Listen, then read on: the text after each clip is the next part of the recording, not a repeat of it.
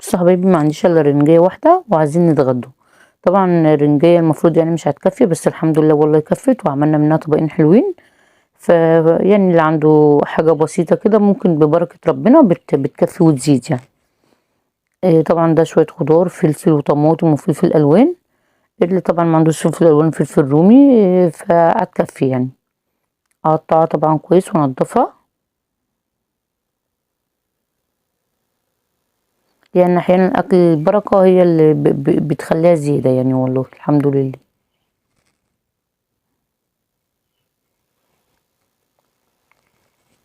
أنا ما كانش ليا مزاج أنزل فما عنديش إلا رنجاية فعملت بيها غدا. البطريق عملت منها طبق، والرنجة عملت منها طبق حلو، والحمد لله بفضل الله والله كفت وزادت يعني.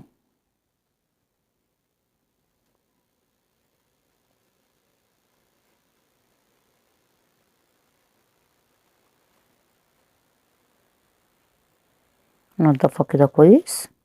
والبطريق دي عامل منها طبق جميل جدا بالطحينة، اضربه في الكبة.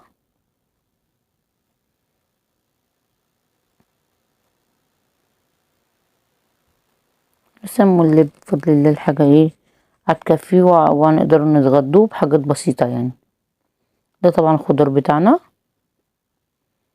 قطعته كويس وقطعته خرط رفيعة، وهقطع دي اعملها في الكبة مع شوية طحينة ومعلقة كمون. هتعمل طبق سلطة حلو جدا، وخل برضو وليمون.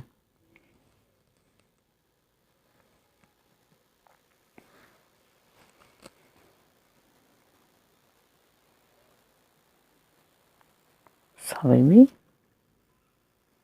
والله عملت الحمد لله اتغدينا وشبعنا مع شوية بصل اخضر.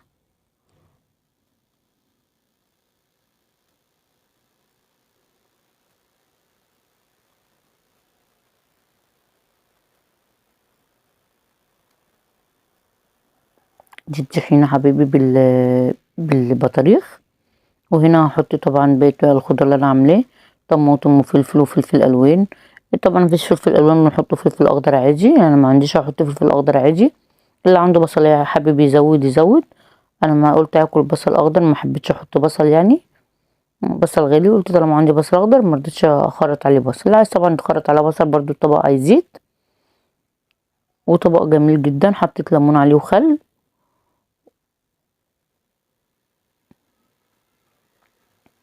من الرنجاية عملنا وجبة حلوة وبألف هنا وشفا، هتعجبكم جدا يعني. ايه رأيكم حبايبي؟ عملت طبقين حلوين والله، وبالهنا والشفا، والسلام عليكم ورحمة الله وبركاته.